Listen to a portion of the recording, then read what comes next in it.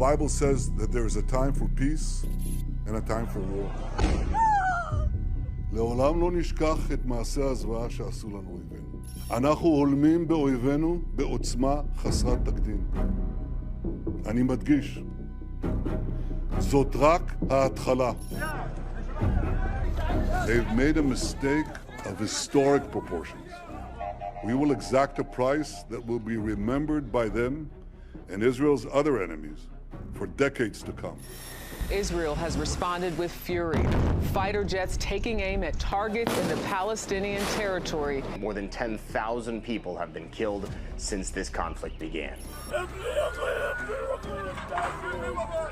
كل الدار فيها ألف واحد هنا في المنطقة كلهم استشهدوا. As the Israel-Hamas war drags on, backlash against Prime Minister Benjamin Netanyahu is growing at home. Former Israeli Prime Minister Ehud Olmert has heavily criticized Netanyahu. He's the worst person to have to deal with it. I think that he is really in a nervous breakdown. A person who has portrayed himself and presented himself for many years as Mr. Security failed in the most fundamental obligation for his citizens, which is to provide them with security.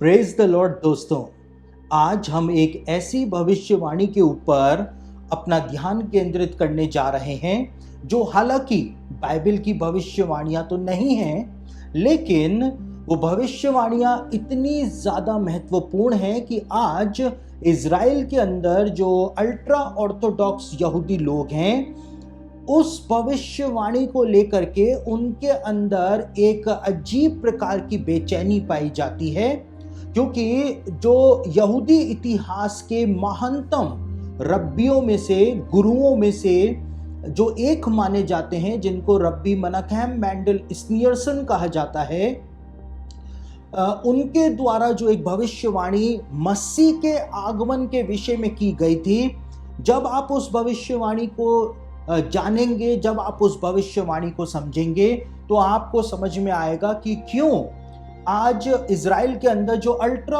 Orthodox यहूदी लोग हैं वो उस भविष्यवाणी को लेकर के बेचैन हो रखे।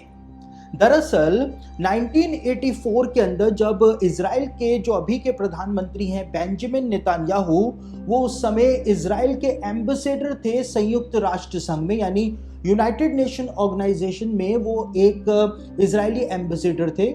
और जब वो एक मीटिंग अटेंड करने के लिए अमेरिका गए हुए थे, यूएन की मीटिंग अटेंड करने के लिए 1984 में, तो वहां पर उनकी मुलाकात रब्बी मेनाहेम मेंडल स्नीयरसन से हुई थी, जो यहूदी इतिहास के अंदर महानतम रब्बियों में से एक माने जाते हैं और जो अपने पूरे जीवन काल में कभी भी इज़राइल नहीं गए, लेकिन उनका इज़राइल देश के ऊपर इतना प्रभाव रहा है कि आज भी जब आप इज़राइल जाएंगे और आप जब हाईवे के ऊपर भी चलेंगे तो आपको रब्बी मेनाहेम मेंडल स्नीयरसन के पोस्टर्स जो हैं वो इज़राइल में लगे हुए दिख जाएंगे। जबकि एक बार भी रब्बी मेनाहेम जो थे वो न्यूयॉर्क से इज़राइल नहीं गए थे अपने पूरे जीवन काल में। और 1984 में जब बेंजामिन नेतन्याहू की मुलाकात रब्बी मेनाहेम से हुई थी, तो उस समय रब्बी मेनाहेम जो थे उन्होंने एक भविष्यवाणी बेंजामिन नेतन्याहू को दी थी। और बेंजामिन नेतन्याहू को रब्बी मेनाहेम मेंडल स्नीयरसन ने कहा था कि बहुत जल्द ही बेंजामिन नेतन्याहू जो है वो इज़राइल के प्रधानमंत्री बनेंगे, और जब वो इज़राइल के प्रधानमंत्री बनेंगे तो रब्बी मेनाहेम मेंडल स्नीयरसन ने कहा था कि स्वर्ग से ये डिसाइड किया गया है, एक काम जो है वो बेंजामिन नेतन्याहू को दिया गया है कि वो इज़राइल को मसीह के आगमन के लिए तैयार करें। और रब्बी मेनाहेम मेंडल स्नीयरसन ने यह भविष्यवाणी सबके सामने न्यूयॉर्क के अंदर बेंजामिन नेतन्याहू को प्रदान करी थी। और उसके बाद से 1984 के बाद से ही बेंजामिन नेतन्याहू और रब्बी मेनाहेम मेंडल स्नीयरसन जो थे वो बहुत ही ज़्यादा घनिष्ठ हो गए थे, बहुत ही ज़्यादा क्लोज आ गए थे। और ये भविष्यवाणी जो थी वो 1996 के अंदर पूरी हो गई थी, जब बेंजामिन नेतन्याहू पहली बार इजराइल के प्रधानमंत्री बने थे। और जैसे ही ये भविष्यवाणी पूरी हुई, रब्बी मेनाहेम मेंडल स्नीयरसन के जो शिष्य थे, साथ ही साथ जो पूरा खबाद मूवमेंट जो पूरी दुनिया के 100 देशों के अंदर पाया जाता है, जिसकी अगुवाई रब्बी मेनाहेम मेंडल स्नीयरसन किया करते थे, वो पूरा खबाद मूवमेंट के अंदर हलचल मच गई कि रब्बी मेनाहेम मेंडल स्नीयरसन की ये भविष्यवाणी जो है वो पूरी हो गई है। और जैसे ही बेंजामिन नेतन्याहू इजराइल के प्रधानमंत्री बने थे, रब्बी मेनाहेम मेंडल स्नीयरसन ने उनको ये इंस्ट्रक्शंस दिए थे कि अब बेंजामिन नेतन्याहू को प्रधानमंत्री बनने के बाद कुछ ऐसे कदम उठाने पड़ेंगे जिससे इजराइल आत्मिक तौर से तैयार हो सके मसीह के आगमन के लिए, क्योंकि मसीह का आगमन बहुत ही ज्यादा निकट आ पहुंचा है।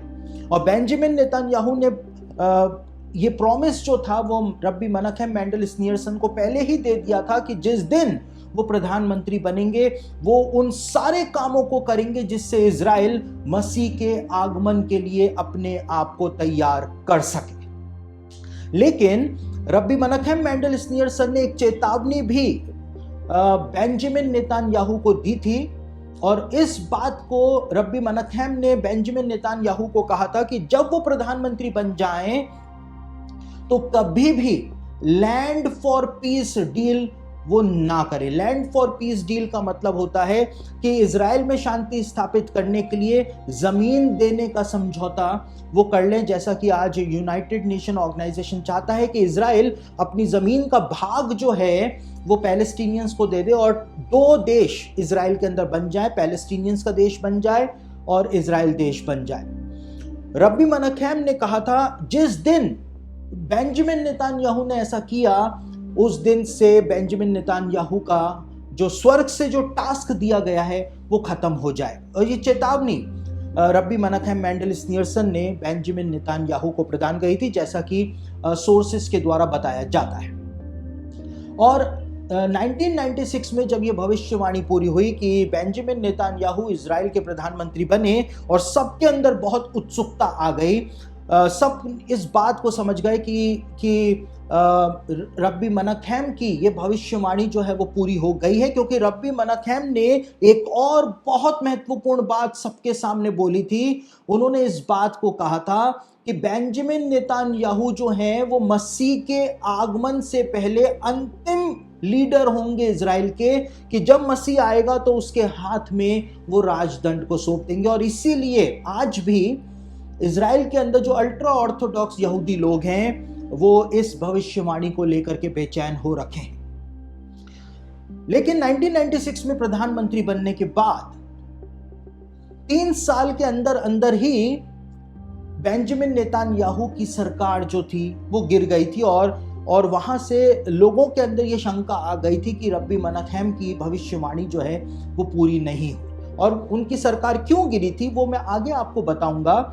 लेकिन 1999 के अंदर 3 साल बाद ही बेंजामिन नेतन्याहू को प्रधानमंत्री का पद जो था वो छोड़ना पड़ गया था। लेकिन उसके बाद लंबे इंतजार के बाद 2009 में वापस से 12 सालों के लिए बेंजामिन नेतन्याहू जो हैं इजराइल के प्रधानमंत्री बने, और 2021 में उनको प्रधानमंत्री का पद छोड़ना पड़ा। लेकिन 2022 में 1 साल बाद ही वो वापस से इजराइल के प्रधानमंत्री बन गए। और आज इस समय जब इजराइल हमास का युद्ध चल रहा है, इजराइल के जो प्रधानमंत्री हैं वो बेंजामिन नेतन्याहू ही हैं। और बेंजामिन नेतन्याहू के ऊपर चाहे कितना ही इंटरनेशनल प्रेशर हो कि वो यरूशलेम को छोड़ दें, जमीन छोड़ें ताकि पैलेस्टीनियंस का देश बन सके, लेकिन रब्बी मेनाहेम की भविष्यवाणी के आधार पर जो चेतावनी उन्होंने दी थी कि लैंड फॉर पीस एग्रीमेंट अगर कभी किया तो परमेश्वर बेंजामिन नेतन्याहू से उस काम को छीन लेगा जिस काम के लिए बेंजामिन नेतन्याहू को जन्म दिया गया है। और इसीलिए बेंजामिन नेतन्याहू अमेरिका की भी नहीं सुनते हैं, किसी की भी नहीं सुनते हैं। वो 2 नेशन थ्योरी जो है, पैलेस्टीन और इजराइल जो 2 देशों का बंटवारा की जो थ्योरी है उसको सिरे से खारिज कर देते हैं। ये ही वो बात है जिसकी वजह से बेंजामिन नेतन्याहू कभी भी पीछे नहीं हटना चाहते हैं। लेकिन इससे भी ज्यादा रोचक बात यह है कि 1996 के अंदर जब बेंजामिन नेतन्याहू इजराइल के प्रधानमंत्री बन गए थे, तो 1998 के अंदर उन्होंने रब्बी मनकहम ने जो चेतावनी दी थी उसको उन्होंने नजरअंदाज कर दिया था और वो लैंड फॉर पीस एग्रीमेंट के लिए तैयार हो गए थे। और बिल क्लिंटन ने, अमेरिका के जो राष्ट्रपति थे उस जमाने में, उन्होंने एक सभा का आयोजन किया था जिसमें बेंजामिन नेतन्याहू और जो पैलेस्टीन के अगुवे थे यासिर अराफात, उनको बुलाया गया था। और बेंजामिन नेतन्याहू ने इस बात की सहमति दे दी थी कि इजराइल शांति के लिए काफी सारी जमीन जो है उसको छोड़ देगा। लेकिन 1998 में ही, जैसा कि ये किताब जो आप मेरे हाथ में देख रहे हैं, द होली लैंड की, इसके लेखक रे बेंटली हैं, इन्होंने इस किताब के अंदर इस बात को बताया है कि 1998 में अमेरिका के अंदर रहने वाले एक अफ्रीकन क्रिश्चियन जो थे, जो कि भविष्यवक्ता थे, उनका नाम था रॉबर्ट मवीरे। और रॉबर्ट मवीरे जो थे वो अमेरिका से यात्रा करके यरूशलेम पहुंचे और बेंजामिन नेतन्याहू जो इजराइल के प्रधानमंत्री थे उनसे अपॉइंटमेंट लिया। और जब बेंजामिन नेतन्याहू से रॉबर्ट मवीरे मिले, जो कि प्रॉफिट थे अमेरिका में, अफ्रीकन क्रिश्चियन हैं, और उन्होंने बेंजामिन नेतन्याहू को ये कहा कि सेनाओं का यहोवा यूं कहता है कि अगर तूने लैंड फॉर पीस एग्रीमेंट किया तो मैं तुझको प्रधानमंत्री के पद से हटा दूंगा। और इस किताब के अंदर इस बात को रे बेंटली ने बताया है कि बेंजामिन नेतन्याहू ने जैसे ही इन शब्दों को सुना, वो जोर जोर से चिल्ला करके हंसने लग गए।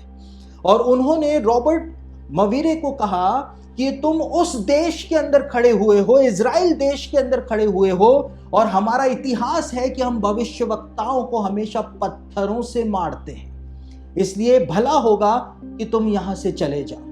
और उन्होंने land for piece agreement Yasser Arafat के साथ बिल क्लिंटन के कहने पर कर लिया। और जैसे ही उन्होंने वो एग्रीमेंट किया, जुलाई 1998 में एकदम से ही बेंजामिन नेतन्याहू की सरकार गिर गई और उनको प्रधानमंत्री के पद से इस्तीफा देना पड़ गया। और 2001 में जब वापस से बेंजामिन नेतन्याहू जो थे वो अमेरिका की यात्रा पर गए हुए थे, उस समय वो प्रधानमंत्री नहीं थे।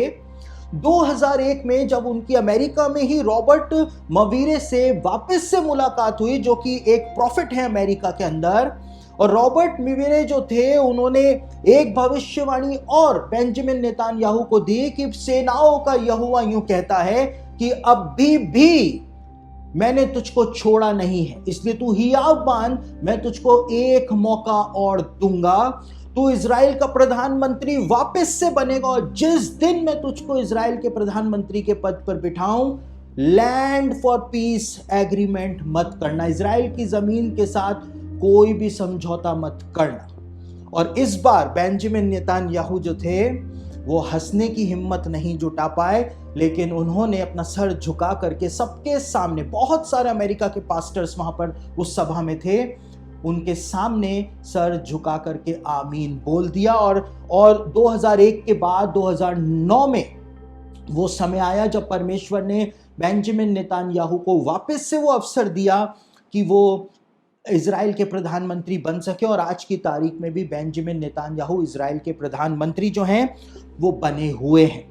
जबकि रब्बी मनकहम मेंडेल स्नीयरसन ने इस बात को कहा था कि बेंजामिन नेतन्याहू अंतिम अगुवे होंगे इजराइल के, जो मसीह के हाथ के अंदर इजराइल का राजदंड जो है उसके आने पर सौंपेंगे। और इसी वजह से इजराइल के अंदर सनसनी फैली हुई है अल्ट्रा ऑर्थोडॉक्स यहूदियों में कि बेंजामिन नेतन्याहू 2021 में हटने के बाद वापस से इजराइल के प्रधानमंत्री बन गए 2022 में।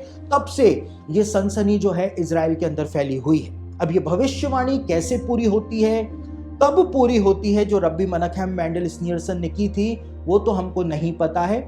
और हम इस भविष्यवाणी के ऊपर आंख बंद करके भी विश्वास नहीं कर सकते हैं, क्योंकि ये बाइबल की भविष्यवाणी नहीं है। लेकिन किसी रब्बी ने, जो कि महानतम रब्बियों में से एक माने जाते हैं, उन्होंने ये भविष्यवाणी बेंजामिन नेतन्याहू को दी थी। और इसीलिए आज बेंजामिन नेतन्याहू इजराइल की जमीन छोड़ने को तैयार नहीं है, किसी भी कीमत पर छोड़ने को तैयार नहीं है, क्योंकि वो ये गलती कर चुके हैं। प्रधानमंत्री के पद से उनको हटा दिया गया, परमेश्वर ने उनको दूसरा मौका दिया है। ये बात बेंजामिन नेतन्याहू को पता है कि उनको एक स्वर्गीय टास्क जो है इजराइल को तैयार करने का मसीह के आगमन से पहले वो सौंपा गया है। और इसीलिए बेंजामिन नेतन्याहू जो हैं उन्होंने हमास के साथ जो युद्ध इस समय इजराइल का चल रहा है, अपने एक भाषण के अंदर उन्होंने कहा कि इजराइल का युद्ध हमास के रूप में अमालेक के साथ चल रहा है। और परमेश्वर ने मूसा को कहा था कि परमेश्वर अमालेकियों के साथ पीढ़ी दर पीढ़ी लड़ता ही रहेगा, क्योंकि अमालेकी जो थे वो हमेशा इजराइल के ऊपर इसी प्रकार के हमले करते थे बाइबल के ज़माने में और इजराइल को नुकसान पहुंचाते थे। बेंजामिन नेतन्याहू ने जब हमास की तुलना अमालेक के साथ की, तो दुनिया भर के जो विशेषज्ञ हैं, यहूदी जो ज्ञानी हैं, वो इस बात को कहते हैं कि बेंजामिन नेतन्याहू को बाइबल में जो लिखा है वो पता है और वो समझ रहे हैं कि अब क्या होने जा रहा है, इसलिए वो पीछे हटने के लिए बिल्कुल भी तैयार नहीं। तो रे बेंटली ने अपनी किताब के अंदर रॉबर्ट मवीरे के बारे में जो बताया और साथ ही रब्बी मनकहम मेंडल स्नीयरसन की ये भविष्यवाणी की बेंजामिन नेतन्याहू ही अंतिम इजराइल के अगुवे होंगे जब मसीह का आगमन होगा, यह हमको रोमांचित कर देती है। लेकिन हम फिर भी, क्योंकि ये बाइबल की भविष्यवाणी नहीं है, एकदम से इस भविष्यवाणी पर विश्वास नहीं कर सकते। लेकिन आज कई सारे मीडिया न्यूज़ चैनल्स जो हैं उनके ऊपर ये खबर, ये भविष्यवाणी जो है वो बहुत ही ज़्यादा सनसनी फैला रही है और इजराइल के अंदर बेचैनी बढ़ती जा रही है।